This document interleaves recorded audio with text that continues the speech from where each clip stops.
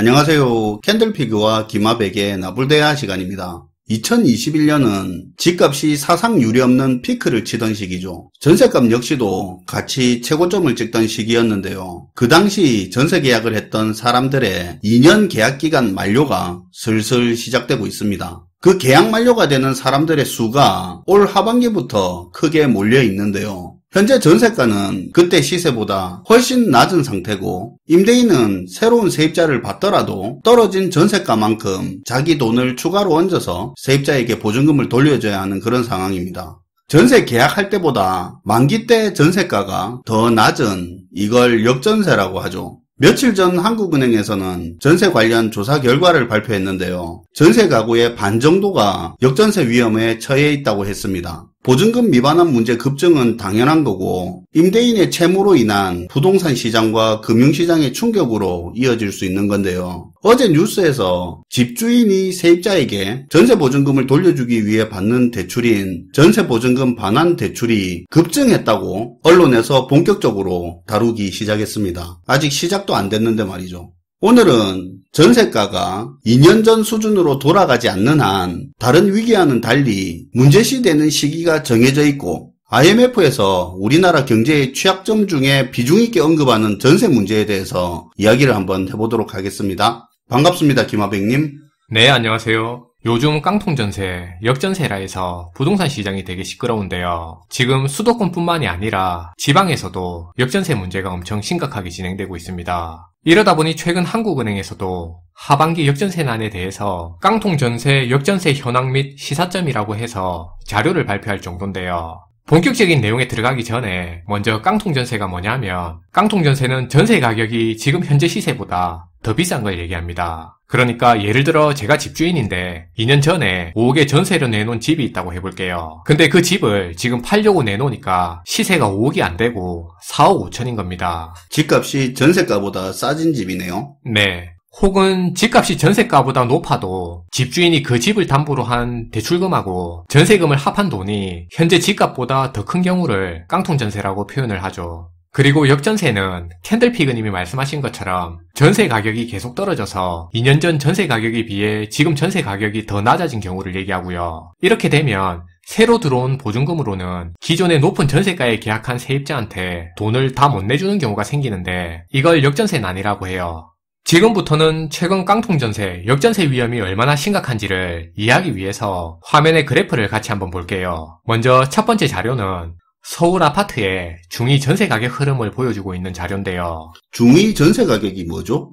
여기서 말하는 중위 전세 가격이 뭐냐면 서울에 있는 아파트의 전체 전세가의 평균 가격을 얘기하는 게 아니고요. 서울 아파트 중에서 제일 비싼 전세 가격부터 제일 싼 전세까지 이걸 가격 순서대로 순위를 매겼을 때 제일 중간에 있는 가격을 중위 가격이라고 하는데요. 근데 이 중위 가격을 보면 21년 9월에 6억 2,680만 원으로 이때가 서울 아파트 전세 가격이 최고점이었을 때입니다. 당시에 부동산 시장의 흐름 자체가 2021년부터 2022년까지 이때 집값이 폭등하던 시기에 전세값도 같이 따라 올라가게 됐어요. 그때 고점을 찍은 이후로 지금 전세 가격이 계속 내려가고 있는 추세고요. 문제가 딱 전세가 고점 시기에 전세 계약을 한 사람들의 만기가 하반기부터 본격화된다는 거죠. 네. 이 계약이 이제 올해 여름부터 계약 만료 시점이 돼서 전세 매물이 쏟아져 나올 예정인데요. 그래서 지금 보면 저때에 비하면 지금 전세 가격이 4억 원대까지 내려와 있잖아요. 이렇게 되니까 집주인 입장에서 보증금을 내주려고 하는데 사실 집주인들 같은 경우 전세 놓고 보증금을 받으면 그 돈을 그대로 가지고 있는 경우가 거의 없잖아요. 그대로 가지고 있는 경우가 잘 없기도 하고 2021년 그때 주가 3천 넘을 때 보증금 가지고 주식하다 손실난 집주인도 보니까 꽤 있더만요.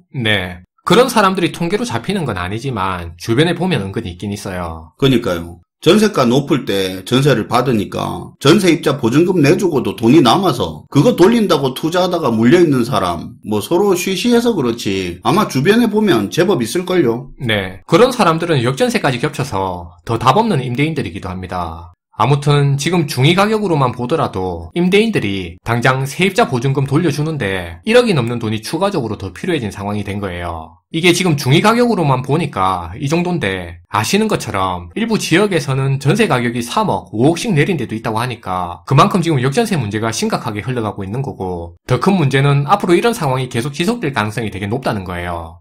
다음 그림은 깡통전세와 역전세의 위험 비중을 표시한 그래프인데요. 화면의 그래프를 보면 전체 전세 계약에서 깡통전세가 차지하고 있는 비중이 급격하게 증가하고 있는 흐름인데 작년인 2022년 1월에 전체 전세 가구에서 2.8%였던 깡통전세가 불과 1년 사이에 3배가 늘어서 8.3%까지 급증하게 됐습니다. 전세 10개 중에 하나 가까이가 깡통전세 위험이라는 거네요. 네.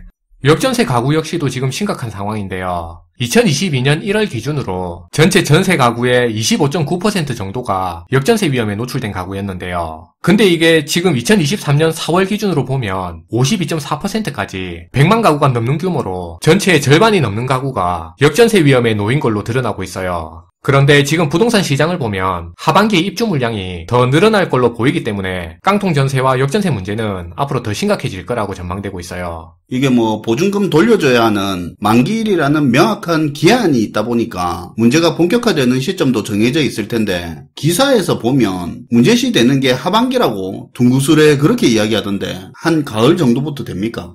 이게 지금 화면의 자료에서도 확인되는 것처럼 지난 21년 9월에 전세 가격이 고점일 때 이때 계약한 사람들의 전세 만기가 끝나는 시점이 올여름부터인데요. 이때부터 이제 본격적으로 역전세 매물이 쏟아질 걸로 분석되고 있어요. 역전세 만기 같은 경우는 7월부터 시작된다고 볼 수 있고요. 여기에 더해 깡통전세도 가을부터 본격적으로 만기가 도래할 예정이에요. 그럼 뻔히 보이는 문제니까 정부도 어떤 조치를 취하기는 할 거 아닙니까? 물론 할 겁니다. 이렇게 되니까 정부가 다급하게 움직이고 있는데요. 지난 5월 말에는 추경호 경제부총리가 전세 가격이 떨어져서 집주인이 세입자들한테 전세 보증금을 돌려줄 수 없게 되면 세입자들이 피해를 볼 수 있으니까 DSR 규제를 좀 풀어줘서 집주인들이 일단은 돈을 좀 빌릴 수 있게 그렇게 해줘야 되지 않냐고 전세 보증금 반환 목적에 대해서 대출 규제 완화를 검토하고 있다고 얘기했는데요. 지난 6월 12일에는 국토부 장관이 이런 발표를 했죠. 세입자들한테 전세 보증금을 돌려주기 위한 목적의 대출에 한해서는 DSR 규제 완화가 이루어질 거라고 발표하기도 했습니다. 예고를 한 거네요. 결국 그런 선택을 할 줄은 알았죠. 이제 DSR 규제 같은 건 아무 의미가 없네요. 과도한 부채 증가 막자고 만든 규제를 부채를 늘리는데 방해가 되니까 규제를 푸니까요. 정부 입장에서는 일단 급한 불은 끄고 가겠다는 의도인 거죠. 여기서 잠깐 모르시는 분들을 위해서 DSR이 뭐냐 하면 총부채 원리금 상환 비율이라고 해서 DSR이라는 규제가 있는데요. 쉽게 말하면 내가 1년 동안 버는 돈으로 대출 원금과 이자를 갚는데 이걸 연소득의 40%를 넘길 수 없게 만든 겁니다. 예를 들어 내가 1년에 3천만 원을 번다고 치면 1년에 대출 원리금으로 나가는 돈을 총 소득의 40%인 1200만 원을 넘으면 안 되게 만든 거죠. 버는 돈에서 대출 원금 갚고 이자 갚는데 40%의 그 이상을 쓰면 생활도 안 될 뿐더러 가계 경제가 부실해질 수 있으니까 제도적으로 처음부터 40% 그 이상은 안 되게 대출을 막아놓은 겁니다. 그런데 보증금 미반환이 급증해서 역전세 문제로 터지는 부동산 하락을 그거 막자고 부채를 더 늘리겠다는 게 본질 아닙니까? 그렇게 인위적으로 막는 게 언제까지 통할지는 모르겠지만 그렇죠. 정부 입장에서는 그렇게 할 수밖에 없겠죠. 그게 또 전체 경제에 충격파를 줄 거기도 하니까요. 아무튼 그런데 여기서 이제 우리가 정확하게 한번 따져볼 내용이 있습니다. 역전세가 나서 문제가 됐든 아니면 깡통전세가 문제든 어떠한 이유든 간에 계약기간이 끝났는데도 불구하고 집주인이 세입자한테 보증금을 돌려줄 수 없다는 의미는 금융 관점에서 보면 집주인인 채무자들이 채권자인 세입자들한테 지금 채무 상환을 못하는 그런 신용부실 문제가 터져나오고 있다는 뜻이에요. 전세는 금융당국의 관리를 안 받는 개인 간에 이루어지는 그림자 금융이죠. 그쵸. 가계부채에서 전세 보증금이 개인 간의 사적 금융으로 그림자 금융이긴 하죠. 어쨌든 이 부분에서 이미 디폴트 문제가 터지고 있는 겁니다. 그런데 이렇게 디폴트를 터뜨리고 있는 아니면 디폴트 위험이 큰 그런 신용의 문제가 드러나고 있는 집주인들한테 이 사람들이 어떻게든 가진 자산을 처분해서 보증금을 내줄 수 있게 다르게 표현하면 임대인이 자신의 자산을 팔아서 세입자에게 채무를 상환할 수 있게 그렇게 만들어야 되는 건데 그게 아니고 금융권을 통해서 DSR 규제를 풀어서 이렇게 신용에 문제 있는 사람들한테 추가적인 대출을 더 받을 수 있게 해주는 게 과연 맞냐는 거죠. 보증금을 못 돌려주면 자기가 사는 집 팔아서라도 보증금을 내어주는 게 맞는 거죠. 네, 그렇게 해야 된다는 거죠. 사실 시장 논리에 따르면 부실한 집주인들 같은 경우는 구조조정 과정을 거쳐서 처분할 자산이 있으면 그걸 처분하고 그렇게 정리를 해가는 게 맞아요. 근데 지금 보면 정부 입장은 좀 다른 것 같은데요. 이번 기회에 이 집주인들한테 빚을 더 늘려줘서 부동산 시장을 억지로 떠받치려고 하는 게 아니냐는 그런 생각이 드는 대처를 하고 있는 거죠. 시장의 매도 물량이 자꾸 늘어나면 시세는 또 빠지니까 빌려주는 걸로 가는 거죠.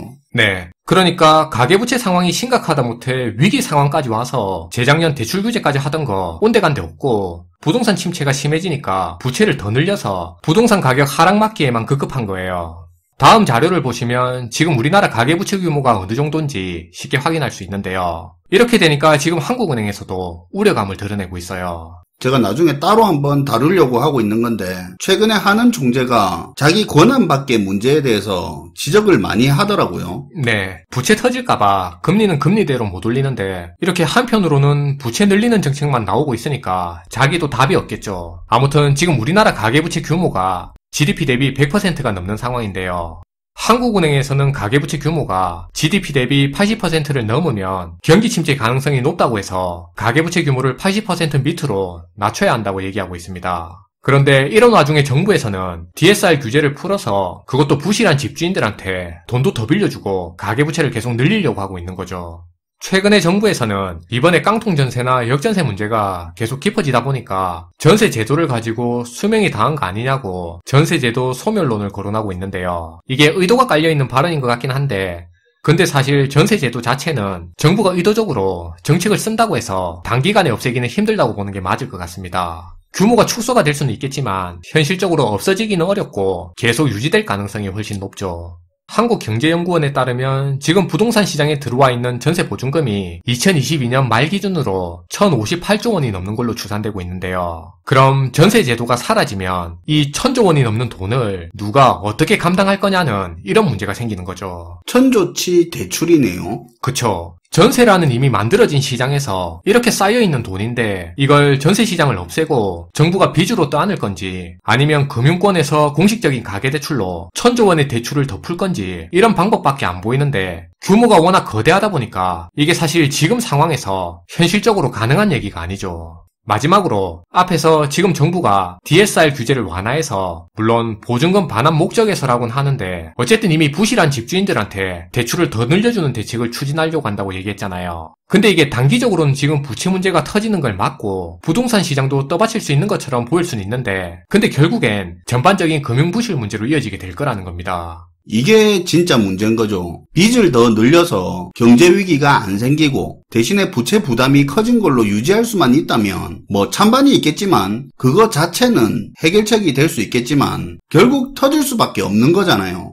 애초에 터질 것보다 훨씬 더 크게 터지기 때문에 그것 때문에 부실하지 않았던 개인이나 기업까지 피해를 입을 수가 있는 거죠. 맞아요. 그게 포인트입니다. 근데 이미 많이 늦은 건 사실이에요. 고름 짜낼 수 있는 타이밍은 지났죠. 그러니까요. 정부가 사실 할 수 있는 것도 없고 충격 없이 해결은 더더욱 불가능하고 문제가 안 터지게 미루는 것 외에는 다른 방법이 없어요. 근데 그렇게 미루는 방법이 사실은 나중에 더 크게 터지는 그런 결과를 초래할 뿐이라는 겁니다. 경제가 계속 성장하면야 상관이 없겠지만 지금 보이는 현실은 이제 성장과는 거리가 멀잖아요. 그러니까요. 많은 분들이 지금 드러나는 현실하고 그것과는 동떨어지게 돌아가는 시장 분위기를 보면서 뭐가 맞는 건지 혼란스러워하는 분들이 보이는데요. 근데 사실은 혼란스러울 게 전혀 없습니다. 예를 들어 소득 끊기고 담보대출, 신용대출에 대출이라는 대출은 다 받은 상황이라 더 이상 빚도 더 늘릴 수 없는 가장이 버티고 버티다 이제 안 되니까 사채까지 끌었을지 고민하다가 결국 사채까지 끌어쓰기로 결정한 겁니다. 당장 급한데 나중에 어찌 되겠지 하면서요. 그리고 사채 빚을 얻은 그날에 잠깐 목돈 들어온 거 가지고 집에 와서 가족들 모아놓고 소고기 굽고 저녁 즐기는 거예요. 그런데 이러다 보니 가족들은 사채까지 끌어쓰고 있을 정도로 심각하다는 생각은 못하고 이제 집안 형편 나아졌다 하고 잠깐 착각하는 것뿐입니다. 지금 현실이 딱 이런 상황인 거예요. 지금 계속 악수에 악수를 두면서 나빠지고 있는 것뿐이란 걸 이해를 해야 되는 거예요. 빌린 돈이라도 막상 목돈 생기니까 마치 여유가 생긴 것 같고 고기 먹고 분위기 좋을 때 그때 앞으로 잘해보자고 기대도 가지고 하겠죠. 그 순간만큼은. 며칠 지나면 현실이 뻔히 보일 텐데 말이죠. 늘리면 안 되는 빚까지 늘려서 즐기고 있는 잠깐의 고기 타임. 이게 지금의 현실이네요.